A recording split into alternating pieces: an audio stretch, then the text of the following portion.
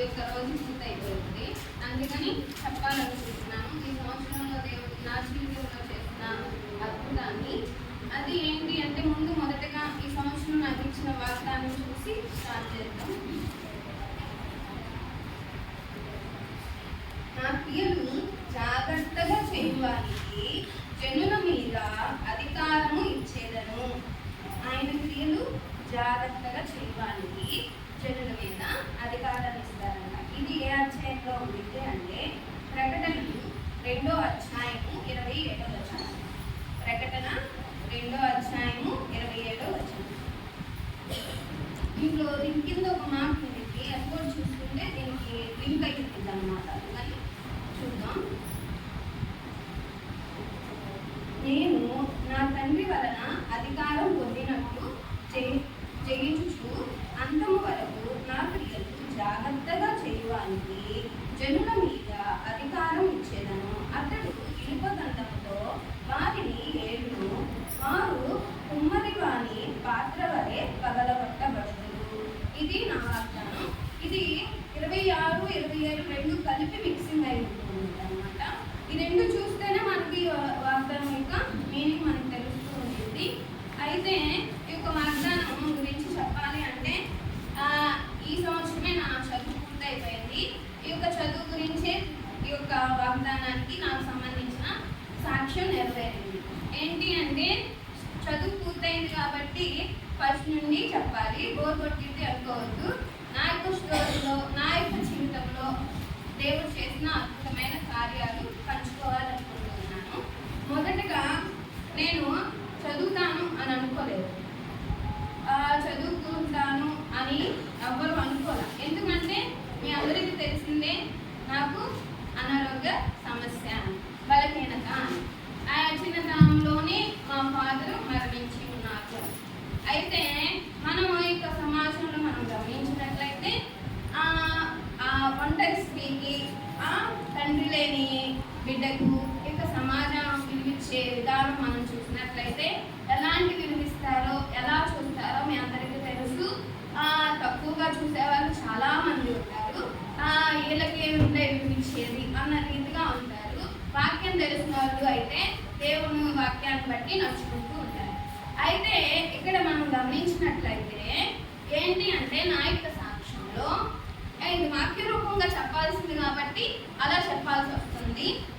చిన్నతనంలో మా ఇంటి పక్కన స్కూల్ ఉండేది, అక్కడ చదువుకున్నాను. ఎంతవరకు చదివానంటే 2nd క్లాస్ దాకా. 3rd class 4th class OLB school, Rakesh public స్కూల్లో చదివాను. ఇంక చదివేటప్పుడు ఆ 4 సంవత్సరాల్లో నాకు ఎటువంటి డిస్టర్బెన్స్ లేదు. 5వ సంవత్సరంలో కూడా ఎటువంటి డిస్టర్బెన్స్ లేదు.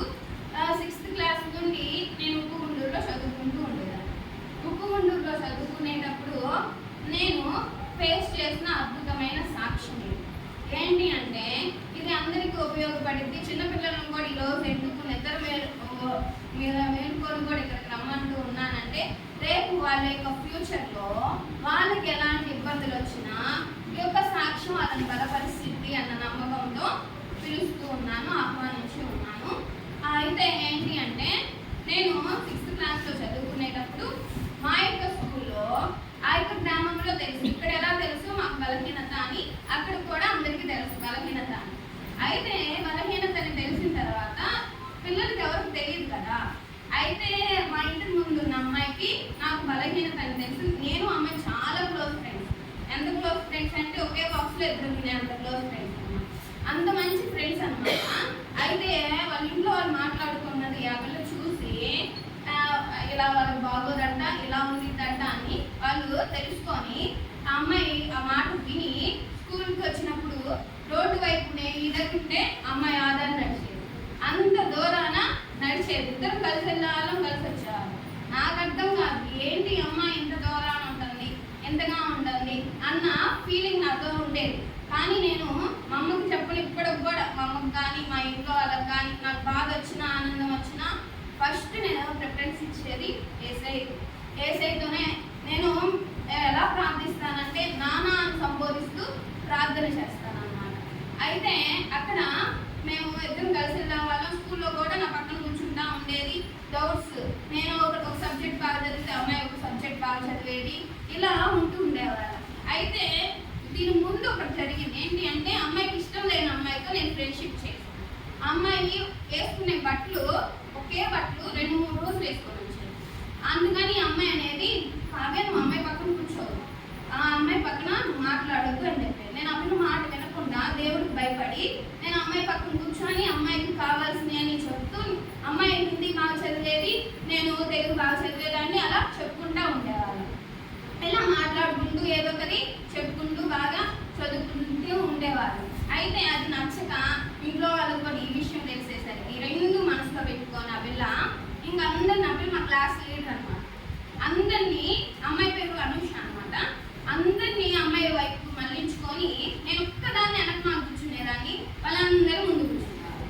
ముందు కూర్చొని వెనక మాలు కూర్చుంటే ఎవరికైనా బాధేగా, ఒక్కదాన్ని వెనక మాలు కూర్చుంటున్నాను, వెనక మాలు ఇబ్బంది పడుతూ ఉన్నాను. నోట్స్లు కావాల్సి వచ్చినా కానీ నోట్స్లు కూడా ఇచ్చేవాళ్ళు కాదు. ఒకరోజు రాకపోతే నోట్స్లు అవసరం అవుతాయి కదా, అప్పుడు కూడా నోట్స్లు ఇచ్చేవాళ్ళు కాదు. అయినా కానీ నేను మా అమ్మకు చెప్పరా ఆ యొక్క ఫీలింగ్, ఆ యొక్క బాధ మా అమ్మకు వచ్చి చెప్పేదాన్ని కాదు. మా అమ్మ చిన్నప్పటి నుండి నాకు నేర్పించింది ఏంటి అంటే ఏ బాధ ఉన్నా ఏ అవసరమైనా గదిలోకి వెళ్ళి ప్రార్థన చేయాలి. నాకు ఎందుకు చెప్తున్నావు, వెళ్ళి ప్రార్థన చేయాలి. ఇంకా ఆ గదిలోకి వెళ్ళి తలుపులు వేసుకొని ప్రార్థన చేసేదాన్ని. యేసయ్య నన్ను మా అమ్మ నువ్వే నాకు నాన్నగా పరిచయం చేసింది, నీకే చెప్తున్నాను, మా అమ్మకు కూడా నేను చెప్పట్లేదు ఈ ప్రాబ్లం అని నేను చెప్పి దేవుడికి యేసయ్య ఇలా జరుగుతుంది, నాకు బడికే వెళ్ళాలనిపించట్లేదు, నాకు ఇష్టం కలగట్లేదు, అసలు నాకేం ప్రాబ్లం నాకు తెలియదు అప్పటిదాకా, నాకేం బాగలేదు యేసయ్య, నాకేం ప్రాబ్లం అని దేవుడిని అడుగుతూ ఉండేదాన్ని. దేవుడు బాధ పెట్టేవాడు కాదు కదా. అప్పట్లో నాకు దర్శనాలు కనిపించాయి కానీ ఇలాంటివి చూపిస్తే నేను బాధపడతానని దేవుడు చూపించేవాడు కాదు. నేనైతే నాలోనే ఆ పొరుగు మొత్తం తడిచిపోయేది అనమాట. డబుల్ కాట్ మంచు ఉండేది, నేను మోకాలు వేసి ప్రార్థన చేస్తే ఈ దరి నుండి ఆ దరి వరకు కన్నీళ్ళతో మొత్తం తడిచిపోయేది. చాలా అంతగా ఏడుపు వచ్చేది. ప్రతిరోజు 5 నేను ప్రార్థన చేసుకోవటం నాకు అలవాటు ఇప్పటికి కూడా. ఆ ప్రార్థనలో మొత్తం బెడ్ మొత్తం తడిచిపోయేది. అంతగా ప్రార్థన చేసేదాన్ని, అంతగా దేవుణ్ణి అడిగేదాన్ని. ఇంకా 6th, 7th, 8th, 9th వాటితో పాటు నిజంగానే అక్కడ చేసినట్టుగా నాకు మధ్యలో రోగాలు వచ్చాయి. కళ్ళకి ఇబ్బంది అని, లేకపోతే ఏదైనా జ్వరం అని, ఇలా ఇబ్బంది వచ్చేది. దానికి తగ్గట్టు ఇంకా ఆ పిల్లందరినీ ఆ పిల్ల వైపు మళ్ళించుకోవాలని, ఆ పిల్ల గొప్పగా ఉండాలని ప్లాన్ చేస్తూ ఉండేది. ఇంకా దానికి తగ్గట్టు నాకు బలహీనతలు. ఇంకా అయిపోయిన తర్వాత 10వ తరగతికి వచ్చాం. 10వ తరగతికి వస్తే ఇంకా మాకు క్లాసులు స్టార్ట్ చేశారు. అంటే మార్చి నెల నుండి క్లాసులు స్టార్ట్ చేస్తారు. క్లాసులు స్టార్ట్ చేస్తే వెళ్తే ఇంకా అమ్మాయి కూడా క్లాస్కి వచ్చింది కదా. వచ్చిన తర్వాత మేడం అడిగి ఇంటికి వెళ్ళేసింది. ఇంటికి వెళ్తానని మేడం, నాకు కడుపులో నొప్పిగా ఉంది, ఇంటికి వెళ్తానని చెప్పేసి ఇంటికి వెళ్ళింది. ఇంటికి వెళ్తే ఆ పిల్ల ఇంటికి వెళ్ళకుండా బజార్కి వెళ్ళి ఒక అబ్బాయిని తీసుకొని వెళ్ళిపోయింది. వెళ్ళిపోయేసరికి ఆ ఊరు మొత్తం తెలిసింది. ఊరు మొత్తం తెలిసి వాళ్ళ అమ్మ నాన్న ఇంకా అమ్మాయిని తీసుకొని వచ్చి రోడ్డు మీద కొట్టుకుంటా ఇంటికి తీసుకొని వచ్చారు. ఇంటికి తీసుకొని వచ్చి అమ్మాయిని ఇంట్లోనే బందీ చేశారు. జైల్లో ఎలా పెడతారో అలానే ఇంట్లోనే జైలుగా మార్చి ఇంట్లో నుండి బయటికి రానికుండా చేస్తారు. చేసేసరికి ఇంకా ఊరు మొత్తం తెలిసింది కదా. ఎవరైతే ఏ ఫ్రెండ్స్ అయితే ఆ పిల్లని నమ్మి ఉన్నారో, ఏ ఫ్రెండ్స్ అయితే ఆ పిల్ల దగ్గర ఉన్నారో, అమ్మాయి స్కూల్కి వచ్చింది ఒకరోజు. వస్తే ఎవరైతే ఆ అమ్మాయి దగ్గర కూర్చున్నారో వాళ్ళందరూ నా దగ్గరికి వచ్చారు. నేను ఎక్కడ కూర్చున్నాను, అమ్మాయి అక్కడ కూర్చున్నాను. నేను ఒక్కదానిగా కూర్చున్నాను. తర్వాత 10వ తరగతిలో దేవుడు అమ్మాయిని ఒక్కదానిగా కూర్చుంది.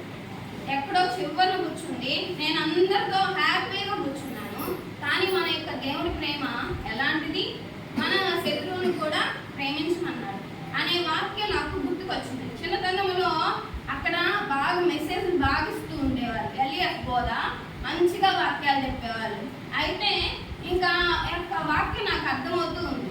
అర్థమయ్యి గుర్తుకొస్తూ ఉండేది. ఇంక గుర్తుకొచ్చి నేను కూడా ఇలా చేయడం తప్పు కదా, సారీ యేసయ్య, నేను వెళ్ళి అమ్మాయితో ఫ్రెండ్షిప్ చేస్తానని నేను వెళ్ళి కూర్చొని, అనుష నీ డౌట్స్ ఏంటి నాకు చెప్పు, నేను చెప్తాను, నీ నోట్స్లు కావాలన్నా చెప్పు, నేను ఇస్తాను అని చెప్పి నేను ఫ్రెండ్షిప్ చేస్తాను. అందరూ అనేవాళ్ళు ఎందుకు బాగా నీ గురించి అంతగా చెప్తూ ఉంటే నువ్వు ఎందుకు మళ్ళీ అమ్మాయితో ఫ్రెండ్షిప్ చేస్తావు, ఎందుకు అమ్మాయితో ఉంటావు అని చెప్పేవారు. అయితే నేను అలాంటి దాన్ని కాదు, నా తండ్రి నాకు నేర్పించింది ఇది కాదు, మా నాన్న అంటే యేసయ్య, నేను ఆయన నేర్పించిన బోధనే నేను బోధిస్తాను, ఆయన చెప్పిన మార్గంలోనే నేను వెళ్తాను అని ఆ చిన్న వయసులోనే నేను చెప్పి ఉన్నాను. చెప్పిన తర్వాత అందరూ నీ గురించి అది చెప్పింది ఇది చెప్పింది కానీ నువ్వు మంచిదాను అనుకోలేదు కావే, ఆ అమ్మాయి మాటలు నేను నమ్మి ఉన్నావు అని ఇంకా అందరు నాతో ఫ్రెండ్షిప్ చేశారు. నేను 5 సంవత్సరాలు 6 సంవత్సరాలు నేను ఫ్రెండ్స్ లేకుండా ఇబ్బంది పడ్డాను 10వ తరగతి దాకా. కానీ ఇంటర్కి వచ్చిన తర్వాత వద్దనుకుంటే ఫ్రెండ్స్, ఎంతమంది ఫ్రెండ్స్ అంటే నేనంటే ఇష్టపడే ఫ్రెండ్స్, నా కోసం వాళ్ళు ఏది తెచ్చుకున్నా నాకు ఇచ్చే ఫ్రెండ్స్, హాస్టల్లో ఉన్నా కానీ వాళ్ళు తినకుండా నాకు పెట్టే ఫ్రెండ్స్ని దేవుని ఇచ్చాడు.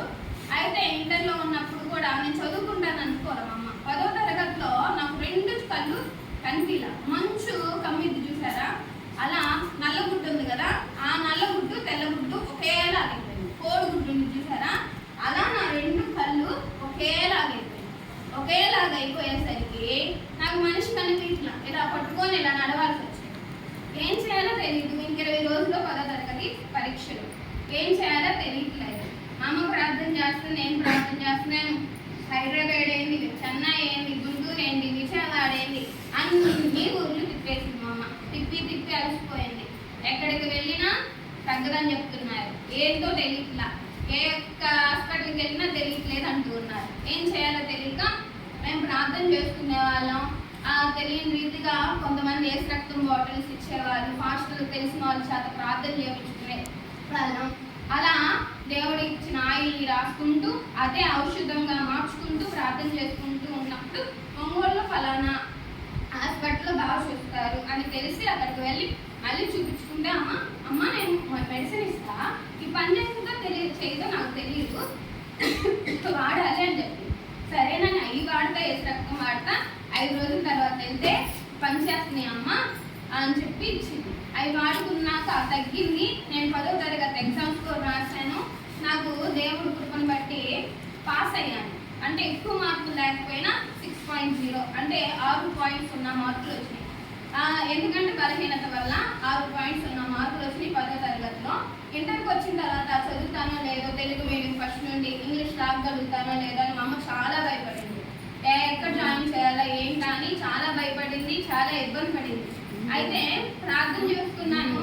ప్రార్థన చేసుకొని అందరూ చదువుకున్నారు, నన్ను చదువుకొని ఇంట్లోనే ఉంచుతావా, పనులు చేపిస్తూ ఉంటావా అని ప్రార్థన చేశాను. మా మమ్మీ కూడా ప్రార్థన చేసిన తర్వాత దేవుడు ఆ సంవత్సరం ఇచ్చిన వాగ్దానం ఏంటంటే నీ వెలుగు కాంతికి జనులు అందరూ వస్తారనో ఏదో ఇచ్చాడు.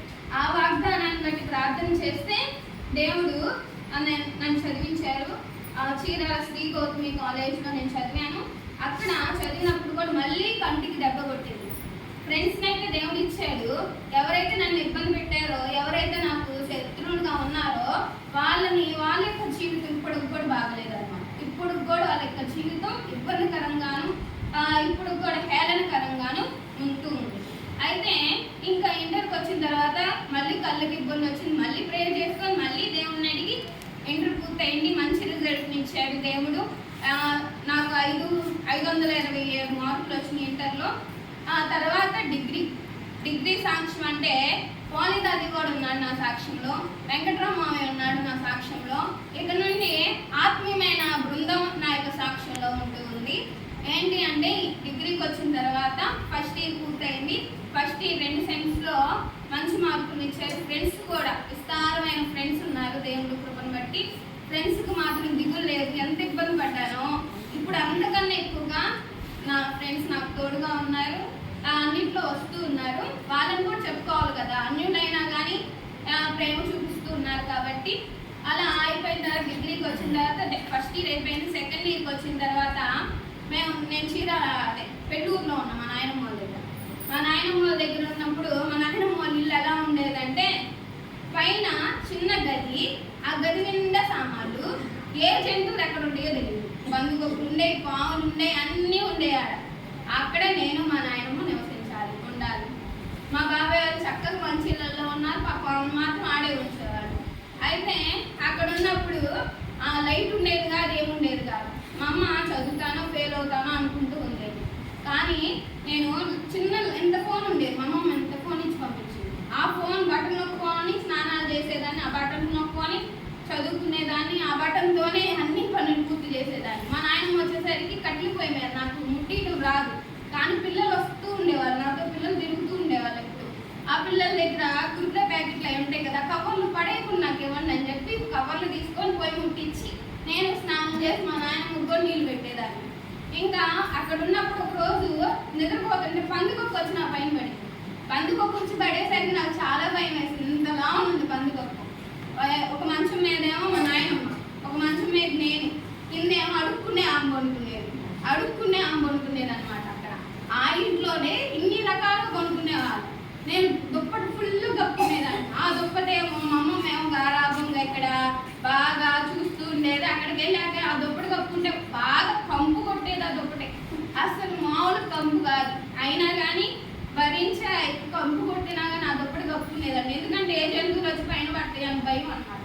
అవన్నీ ఇంకా ఆ దుప్పటి కూడా కప్పుకొని ఉండేదాన్ని. ఆమెమో ఆమె పాటిగా ఆమె నిద్రపోయేది. మా నాయనమ్మ అనేది ఆమె కూర బాగుంది వేసుకుంటావా అనేది. నేనేమో వేసుకోవాలంటే నాకు చిరాగ్గా ఉండేది. మా నాయనమ్మ చెప్తా ఉండేది, బాగుండిద్దమ్మా ఎత్తినమ్మా అనేది. నాకు వద్దమ్మా నువ్వు తిననేదాన్ని. మా నాయన వంటలు బాగా చేసిద్ది, ఏం తినమనేది. ఇంక నేను అడుక్కునే అమ్ముకోవడం తినమనేది. ఇంక నేను తిన్నని మా నాయన పెట్టేది ఏదో తినేదాన్ని. ఆకలికి ఇబ్బంది పడ్డాను అదే సంవత్సరం. ఆకలి అంటే మా నాయన దగ్గర ఉన్నప్పుడు మోలేదాన్ని. మా పిన్ని వాళ్ళ దగ్గరికి వెళ్ళిన తర్వాత వాళ్ళు పెట్టే అన్నం ఎంత పెడతారో అంతే, ఎంతకన్నా ఎక్కువగా అడగలేము, పెట్టించుకోలేము, తినలేము. ఆకలికి చాలా ఇబ్బంది పడేదాన్ని. ఎంతో ఆకలికి ఇబ్బంది పడ్డాను, నిద్రకి ఇబ్బంది పడ్డాను, స్నానానికి ఇబ్బంది పడ్డాను, రైటింగ్కి ఇబ్బంది పడ్డాను అక్కడ ఉన్న సంవత్సరంలో. కానీ దేవుడి కృపను బట్టి మంచి రిజల్ట్ని ఇచ్చాడు. టైఫాయిడ్ జ్వరం వచ్చింది సెకండ్ సెమ్. టైఫాయిడ్ జ్వరం వస్తే ఇంక మా అమ్మ అక్కడ ఉంచుకుని ఇంటికి తీసుకొచ్చిన తర్వాత బాగా జ్వరం ఎక్కువ అవుతూ ఉంది, తగ్గట్లా. ఏం చేయాలో అర్థం కావట్లేదు మా అమ్మకి. ఇంక ఇక్కడికి వచ్చిన తర్వాత అక్కడే మామయ్య వాళ్ళు ఉంటారు, అమ్మమ్మ తాతయ్య వాళ్ళు ఉంటారు, మేము ఉంటాం కదా, వాళ్ళు ఎవరు తీసుకెళ్ళలేరు. ఇంకా నీరసం వచ్చి పడిపోయేటట్లుగా, నడవలేకపోతున్నా, కొంచెం ముందుకెళ్తే పడిపోయేటట్లుగా ఉన్నా, అంత సీరియస్గా వచ్చింది. అప్పుడు వెంకటరమణ మామయ్య, పోలయ్య తాతయ్య ఇద్దరు కలిసి వచ్చారు. వచ్చి నన్ను తీసుకెళ్ళి ఎగ్జామ్ రాపించారు. ఒకసారి అయితే పోలయ్య తాతయ్య వచ్చారు. పోలయ్య తాతయ్యని తీసుకెళ్ళాలంటే నాకు ప్రాణానికి వస్తుంది. మామయ్యకి అప్పుడు ఏదో పని ఉందని పోలయ్య తాతయ్య వచ్చారు. వచ్చినప్పుడు పోలయ్య తాతయ్య నడిచేదే కొంచెం కష్టంగా నడుస్తారు, నన్ను ఎలా పట్టుకొని రాడా అనుకునేదాన్ని. కానీ దేవుడు ధైర్యాన్ని ఇచ్చి పోలయ్య తాతయ్య చేపట్టుకొని నన్ను నడిపించాడు. చిన్న బిడ్డను నడిపించినట్టు నడిపించి ఎగ్జామ్ రాపించాడు. అలానే మామయ్య కూడా అసలు ఎంత సీరియస్ అయ్యేదాన్ని, ఎంతగా పడిపోయేదాన్ని. అలాంటి పడిపోయే పరిస్థితుల్లో బండి మీద కల్వరి టెంపుల్ దగ్గర ఆపి అక్కడ కొంచెం సేపు కూర్చొని నేను మా అమ్మ మామయ్య అక్కడ ప్రార్థన చేసుకొని కూర్చోలేక కూడా నేను పోయేదాన్ని. ఆంకున అక్కడే కొనుక్కునేదాన్ని. అంత సీరియస్గా ఇబ్బంది పడుతూ ఉన్నాను. అయితే మామయ్య, మా మమ్మీ, పోలయ్య తాతయ్య వీళ్ళందరూ ఒక గట్టిగా 5-6 కర్రలు కలిపితే ఎంత బలాన్ని ఇస్తారో నాకు అలా బలం ఇచ్చారు వీళ్ళందరూ. అలా నేను ముందుకెళ్ళాను, ఎగ్జామ్లో రాశాను, చక్కని రిజల్ట్ని నేను ఆ సంవత్సరం పొందుకున్నాను. డిగ్రీ ఫైనల్ ఇయర్లో కూడా మామయ్య వచ్చారు. కరోనా టైం, మేము కరోనా బ్యాచ్ అనమాట, డిగ్రీ ఫైనల్ ఇయర్. ఆ టైంలో కూడా మామయ్య వచ్చాడు. కరోనా అయితే ఎవరైనా వస్తారా? ఎవ్వరు రాదు. అలాంటి పరిస్థితుల్లో వెంకటరమణ మామయ్య వచ్చారు. ఆ అత్త కూడా మాకు సహకరించి పంపించింది. అత్తను కూడా మెచ్చుకోవచ్చు. ఉదయ్ అయినా అమ్మాయి అయినా అందరూ నా కోసం అంటే వాళ్ళ కుటుంబం మొత్తం కదిలొస్తూ ఉంటారు. మామయ్య కూడా ఇష్టంగా వచ్చేవాడు. నైట్ చలి పుట్టిద్దని అన్నీ ముసుగు వేసుకొని జాగ్రత్త అమ్మాయి అని వెనక్కి కూర్చోబెట్టి బస్సు ఎక్కించి జాగ్రత్త పంపించేవాడు. మళ్ళీ ఏదైనా ఇబ్బంది అయితే మామయ్య వచ్చేవాడు. అలా డిగ్రీ ఎగ్జామ్ కూడా పూర్తయింది. డిగ్రీ పూర్తయిన తర్వాత ఎంసీఏలోకి వచ్చే ముందు 1 year గ్యాప్ వచ్చింది. ఎందుకు గ్యాప్ వచ్చిందంటే నాకు బ్యాంక్ జాబ్ అంటే చాలా ఇష్టం. బ్యాంక్ కోచింగ్కి వెళ్దామని బ్యాంక్ కోచింగ్కి వెళ్ళాను. వెళ్తే కరోనా వచ్చింది. మళ్ళీ రెండోసారి కరోనా వచ్చింది. కరోనా వచ్చేసరికి ఇంటికి వచ్చాను. ఇంటికి వస్తే అక్కడ పిల్లలందరూ కరోనా ఉందని మమ్మీ ఇంటికి తీసుకొచ్చేసాను. తీసుకొచ్చిన తర్వాత నేను మళ్ళీ వెళ్ళాలంటే దేవుడిని అడగాలిగా. ఏది చేసిన పెన్న అవసరమైనా నాకు దేవుడిని అడగటం అలవాటు. ఎందుకంటే నాన్నగా నా జీవితంలో ఉన్నాడు కాబట్టి. ఇంకా నేను దేవుడిని అడిగాను, యేసయ్యా నేను మళ్ళీ కోచింగ్కి వెళ్ళాలని ఆశపడుతున్నాను, కోచింగ్కి నడిపించవా యేసయ్యా అని. నడిపించవా యేసయ్యా అంటే దేవుడు నిన్ను విలువ పెట్టి కొని ఉన్నాను, మనుషులకు దాసుడిగా కావద్దు అని చెప్పాడు. అంటే నాకు అర్థం కాదా. నేనేమో ముందు రోజు ఒంగోలేని డీమార్ట్కి వెళ్ళి అన్నీ కావాల్సినవి కొనుక్కొని బ్యాగ్ అంతా రెడీ చేసుకొని ముందుగా ఉన్నా. కానీ దేవుడేమో ఆగిపోమన్నాడు. దర్శన రూపంలో కూడా చూపించాడు. ఏందా దేవుడు ఇలా చూపించాడు, దేవుడి మాట కాదని నేను వెళ్ళలేనే అని అనుకొని ఆగిపోయిన తర్వాత మా ఫ్రెండ్ ఫోన్ చేసి ఏది కావ్య రాలేదు కోచింగ్కి అంది. అమ్మాయి బాగా ఆత్మీయురాలు, వాళ్ళ అమ్మ నాన్న పాస్టర్లు. అయితే నాకు ఇలా దేవుడు చూపించాడు అంటే మంచి పని చేశారు, మీరు దేవుడి మాటలు విని మంచి పని చేశారు. ఎందుకంటే ఇక్కడికి వచ్చి చాలా మంది అమ్మాయిలు చెడిపోతున్నారు, ఇక్కడ ఉన్న సిచ్యువేషన్ అలా ఉంది, నేను కూడా ఎలా చెడిపోతానని భయపడుతున్నాను అని చెప్పి అమ్మాయి కూడా మంచిగా చెప్పిందాక ఇక్కడికి వచ్చిన తర్వాత నేను ఎంతగా ఏడ్చాను, ఎంతగా బాధపడ్డానంటే, నేను ఖాళీ కూర్చున్నావయ్యా ఏకాంత ప్రార్థనలో తిరుపతి స్వామి బాబాయ్ విన్నాడు, అలానే సీన్ పెద్దనాన్న విన్నారు, వీళ్ళందరూ విన్నారు. పద్మామమ్మ ఏకాంత ప్రార్థనలో నేను కాచిన కన్నీళ్ళు, రానమ్మాయిలందరూ కాచిన ప్రతి ఒక్క కన్నీళ్ళు వీళ్ళు విన్నారు. ఒంటరిగా ఉన్నానయ్యా, నా పరిస్థితి ఏంటయ్యా, నేను చదువుకోవాలయ్యా, నాకు ఇష్టమైతే చదివించమని ఎంతగా ప్రార్థన వచ్చిందో. అలాంటి ప్రార్థనలో కూడా దేవుడు విని ఎంసీఏ తెలియజేదిగా మా మామయ్య చిన్న మామయ్య జాయిన్ చేపిస్తానమ్మా ఎంసీఏలో అన్నాక ఎంసీఏలోకి జాయిన్ అయ్యాను. ఎంసీఏలోకి జాయిన్ అయ్యాక ప్రతిదీ పోయిన సంవత్సరం నాకు వచ్చిన వాగ్దానం ఏంటి, ఏది అడిగితే అది ఇస్తాను అని వచ్చింది. అంత ముందు సంవత్సరం 2023. అలానే దేవుడు అన్నీ నాకు ఇస్తూ వచ్చాడు, అన్నింటిలో నాకు మేలు చేస్తూ వచ్చాడు, అన్నింటిలో ఘనత ఇచ్చాడు. ఏది అడిగితే 6 పాయింట్స్ కావాలి అయితే నేను 6 పాయింట్స్ వరకే చూశాను, డిగ్రీలో 10th అన్నింటిలో అని. ఇప్పుడు 7 పాయింట్స్ చూడాలి వేసాయా అంటే 7 పాయింట్స్ ఇచ్చాడు. 8 పాయింట్స్ చూడాలి వేసాయా అంటే 8 పాయింట్స్ ఇచ్చాడు. 9 పాయింట్స్ చూడాలయ్యా అంటే 9 పాయింట్స్ ఇచ్చాడు. 3 సెమ్లు జరిగినాయి, 3 సెమ్లలో రిజల్ట్ ఇచ్చారు. ప్రాజెక్ట్లో అంతా ఇంగ్లీష్లోనే మాట్లాడాలి. ప్రాజెక్ట్ ఏసైనా ఇంగ్లీష్ అయితే నాకు రాదు, నేను ఫస్ట్ నుంచి తెలుగు మీడియం, ఏం చేస్తావు మీరే మాట్లాడండి అంటే అక్కడ ముందున్న సారు మా తాతయ్య లాగా ఉన్నాడు. బాగా మా తాతయ్య లాగా ఉండి నన్ను బాగా ఎంకరేజ్ చేస్తూ నేను చెప్పేదానికి ఆయన స్వీకరిస్తూ ఉన్నారు. ఏం చెప్పినా గుడ్ అంటూ ఉన్నారు. ఇంకా చెప్పిన తర్వాత ఎంసీఏ కూడా పూర్తయింది. అయితే ఒక ఫైనల్ ఎగ్జామ్ రాయాలి, ఎంసీఏలో ఫైనల్ ఎగ్జామ్ రాయాలి. అయితే నాకు ఆ ఫైనల్ ఎగ్జామ్ ఎక్కడ పడిందంటే మార్కాపురంలో పడింది. మార్కాపురంలో ఫైనల్ ఎగ్జామ్ పడినప్పుడు ఎవరిని తీసుకెళ్ళాలా ఏంటా అని నేను అనుకుంటూ ఉన్నప్పుడు ఎంతో మందిని వెతికావు. ప్రసాద్ మామయ్య వస్తానన్నాడు, కానీ ఎంతో మందిని వెతికినా దేవుడి చిత్తంలో ఎవరుంటే వాళ్ళనే తీసుకెళ్తాం కదా. అలానే శ్రీహరన్నయ్య వెంకట్రావు మామయ్య వచ్చారు. వచ్చి ఎగ్జామ్కి తీసుకెళ్ళి చక్కగా ఎంత మంచి ప్రేమ నీది యేసయ్యా, నీలా ప్రేమించేది ఎవరయ్యా. ఎంత మంచి ప్రేమ నీది యేసయ్యా, నీలా ప్రేమించేది ఎవరయ్యా. అడగకపోయినా అక్కరలేని. అందరికీ హ్యాపీ న్యూ ఇయర్ అండి. ఆ వీడియోస్ ఫాలో అవ్వండి, సబ్స్క్రైబ్ చేయండి, లైక్ చేయండి. బాయ్ అందరికీ.